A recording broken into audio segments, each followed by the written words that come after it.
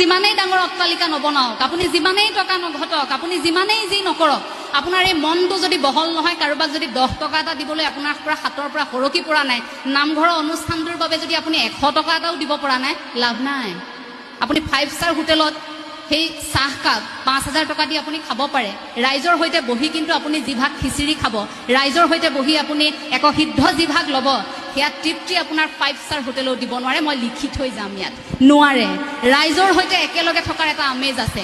এই যে 30% পোৱা ছাত্ৰ ছাত্ৰীসকল, আমি আওকাণ কৰোঁ, পাছ কৰিলে সি আমুকৰ ল'ৰাটোৱে যেনে তেনে পাছ কৰিলে, তাৰ ল'ৰাটো ফেইল কৰিলে নহয়, এবাৰ পৰীক্ষাত বৰ বেয়া কৰিলে। দেখিব ষ্টেণ্ড কৰা ল'ৰাটোৰ ঘৰত মিঠাই টোপোলা লৈ পৰিয়ালৰ লোক গৈ আছে, গাঁৱৰ লোক গৈ আছে, কিন্তু কাষতে ফেইল কৰা ঘৰৰ সেই ছাত্ৰগৰাকীৰ ঘৰত মাত লগাবলৈ কোনো যোৱা নাই। কিন্তু যেতিয়া দুদিন পিছত এটা বিপদ হ'ব, যাচোন ধনাৰ পুতেকক মাতি আন, যাচোন ধৰ্মেশ্বৰৰ পুতেকক মাতি আনি বাঁহডাল কাটি দিয়ক। সেই ষ্টেণ্ড কৰি থকা ল'ৰাটো আমেৰিকাৰ পৰা আপোনাক উদ্ধাৰ কৰিবলৈ নাহে, মনত ৰাখিব। গতিকে ছাত্ৰ ছাত্ৰীক কেতিয়াও এই গুণগত মানদণ্ডৰ ওপৰত তেওঁলোকক শিক্ষা দিবলৈ চেষ্টা কৰক, আধ্যাত্মিক শিক্ষাৰে শিক্ষিত কৰক। কেতিয়াও এই মাৰ্কশ্বিটখনক লৈ অমুকে ইমান নম্বৰ পাইছে, এইটো পুৰস্কাৰ পাইছে, এইটো আসন পাইছে, সেই আসনক লৈ মানুহক কেতিয়াও তুলনা নকৰিব। আপোনাৰ সন্তানে যিটো কৰিছে সেয়া আনে কৰিব নোৱাৰিবও পাৰে। গতিকে গাঁওখনত যে থাকে এই কলা সংস্কৃতি ধৰি ৰখা যিসকল লোক, সেইসকলে বৰ উচ্চ ডিগ্ৰীধাৰী নহ'ল বুলিয়ে আপুনি অনুষ্ঠানৰ পৰা আঁতৰাই নাৰাখিব।